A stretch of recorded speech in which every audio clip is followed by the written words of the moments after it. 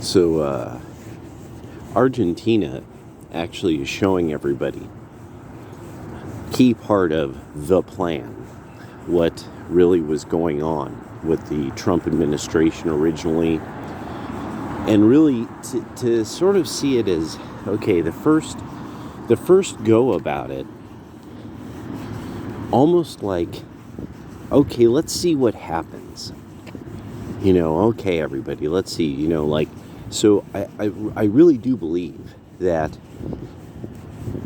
there's sort of a culture among a variety of wealthy, educated people that are very successful, that in their milieu, their whole idea is a lot of what we're seeing with the growth of these alliances that then create just larger and larger administrative states, and so that you get sort of what was an alliance for peace that just becomes a giant administrative state that will do anything to anyone, very similar to what the lead up to World War I.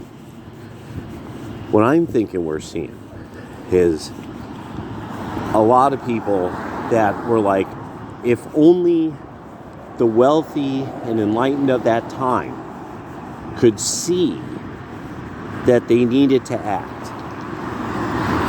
that they needed to start making that effort. And you see, before Donald Trump did his thing, there was somebody along these lines named Gerald Celente. Some of you probably are familiar with him. Well, Gerald Celente, there were things that he organized. There are also things that this guy named Lionel organized. But it seemed like it's in their own world. And they're older guys, and they're dealing with people that they knew about all this libertarian stuff. And they weren't, based in red pilled, but they knew a lot about this idea of, no, this is why you need the government to be relatively small, is because that and for a lot of logical reasons of having any organization being effective when it's small. And that really, it's just the way things work with the way humans in almost any group behaves. The higher the level of specialization cognitively, it seems that then you get a certain maximum number. After that point, you have too many cooks in the kitchen. There we go. And so whether it's primates, large megalithic predators, that at a certain point, the way that they've cognitively specialized, the way that everything has worked in their adaptation to the environment, that there's just a certain number. And above that number, it gets real bad, and it even gets bad for them. So because I was thinking about this with, why is it, did you see there's an article that I gotta check out, that was saying that what we're starting to find now quite successfully that public schools are doing is a lot of these kids that are having all these gender confusions, they also have typically, when a psychologist, somebody looks at them independently, they're finding out that this kid has all kinds of problems. This kid has all kinds of fucking psychological problems. And we might be seeing is that there's this load of, kids that are getting real smart, and that these teachers, because liberal teachers are making them insane. And there's just this part of me that I'm like, I wouldn't be surprised if we find out, like, we could find data like that going back for at least a generation or so. Because just think of how long even the baby boomers were complaining about sort of how they felt like they're being mentally experimented on in their schools in the 50s and 60s and 70s. So anyway, that's an example of the administrative state. That there's people that they were in public schools, or kids were in public schools. They come out of it and they're like, no, this was a perfectly good idea, but it's just become this giant administrative state, and now it's just abusive to those who want it was supposed to serve. And just that alone, like that very dry, very fair look at it, because corporations end up doing this, that they get overloaded with people who really can't deliver product and service, and they're abusive to their customers because people don't like the product or service, and if they have too much bloat, as Raging Golden Eagle puts it. So I'm rolling a lot of this stuff over in my mind, and because of how everyone's loving afuera, afuera, afuera, ministerio de blah blah blah, afuera, ministerio de blah blah blah, afuera, ministerio de blah blah, afuera. You know, that was good. That guy knows how to put on a show. He actually was in like a Rolling Stone cover band. He totally like has the mod look to this day. I like it. Old mod, you know, old libertarian mod. I'm kind of interested now in some Argentinian, like that kind of style of music. Like I'm wondering what it was like from Argentina. But one of the things about this that I started to think is somebody got into, no, they were this country that was doing this, that, and this, and blah, blah, blah. And then their government got bigger and bigger and bigger because they were a wealthy country. And sure enough, as more and more people got this sweet job in the administrative state of Argentina, it just collapsed the economic system, because you had people who were no longer producing goods and services. They were trying to figure out ways of working for the government, or sponging off of, money, largesse from the government. So to see now, because also this is the other reason I'm thinking about this. Okay, there's a certain braggadocio about how the government of Saudi had worked up until recently a giant administrative state that had a lot of people on welfare, fundamentally. There's only so long that that's possible or even good for the society.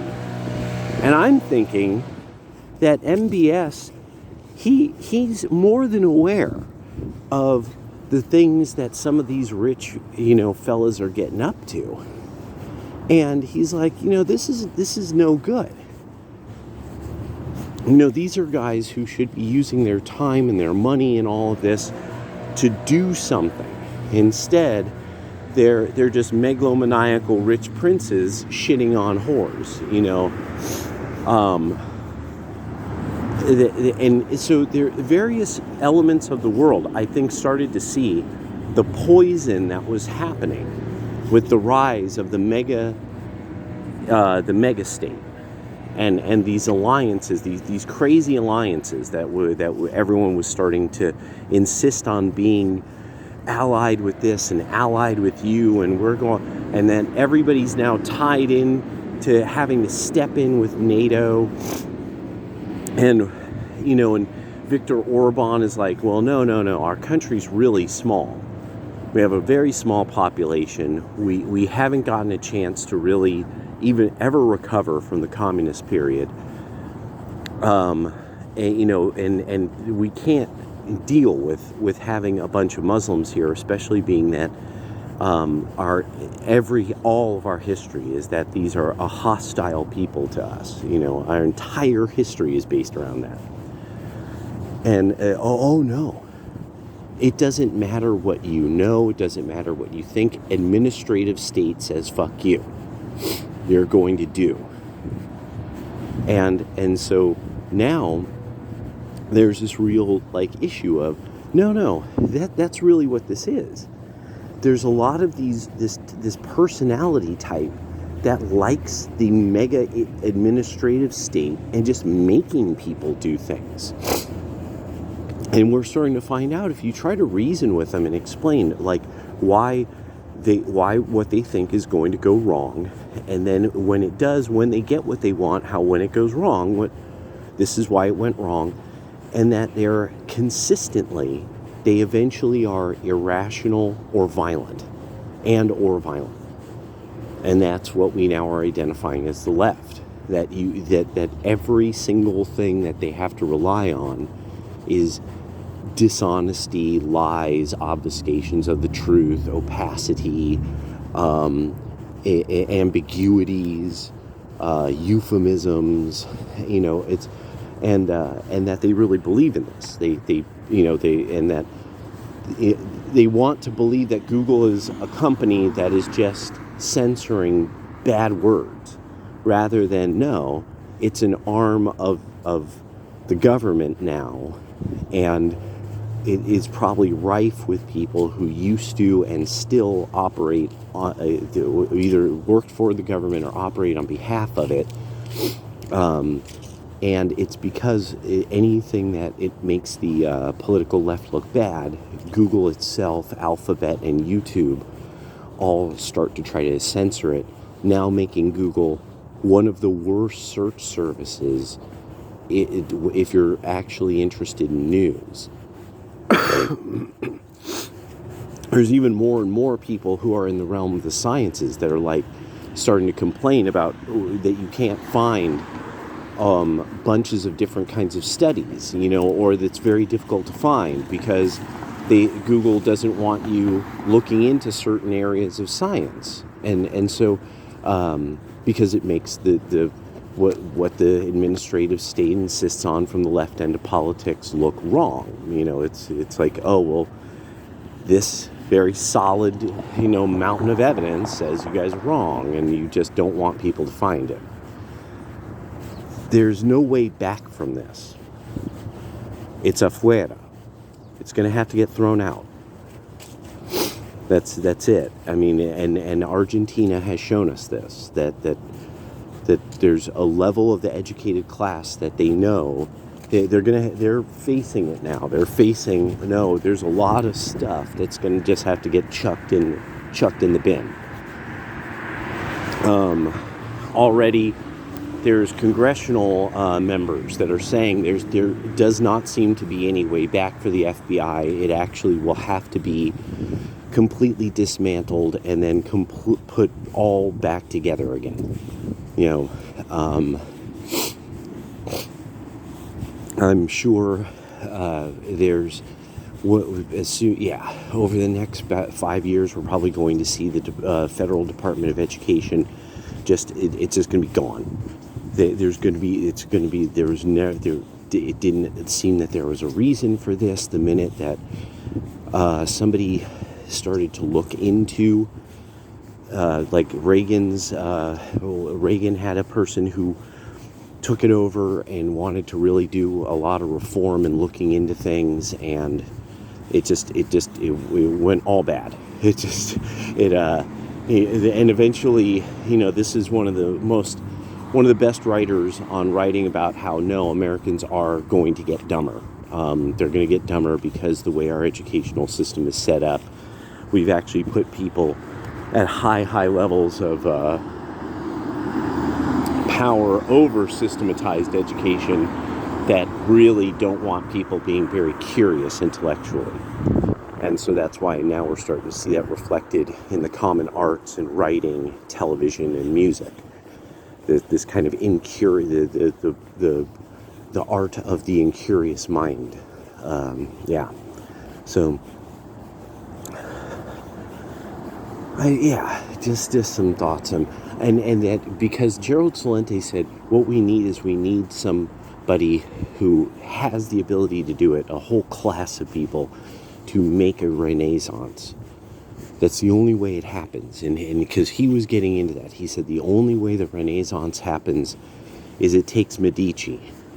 The Medicis have to get together with their friends and make a Renaissance. And so that's what, and the only way politically it could happen is by really having an entire class of people first motivate certain ideas. Give a wink and a nudge to some of us guys who lug, who hump boxes at the box factory. That, no. You're thinking about this? Did you know about this book? Note that almost anything that we want to read on the right of center has been republished recently. Like within about the last 10 to 20 years. You could get like sparkling new editions of all kinds of works that, are pretty dangerous. And now there's even more publishing like Imperium and stuff like that. The more independent publishers. Somebody had to believe in those companies and throw a little change their way. There's just a lot of this kind of stuff. Rumble. Somebody had to throw change their way. Torba had to have fellow investors. So there's people out there that are getting it. But they have to stay kind of quiet. They have to stay behind the scenes. That's what I'm figuring. Or, they can't have a YouTube channel. They could support Rumble, but they can't have a Rumble channel because they need Mr. AFUERA to do his thing. All right, later.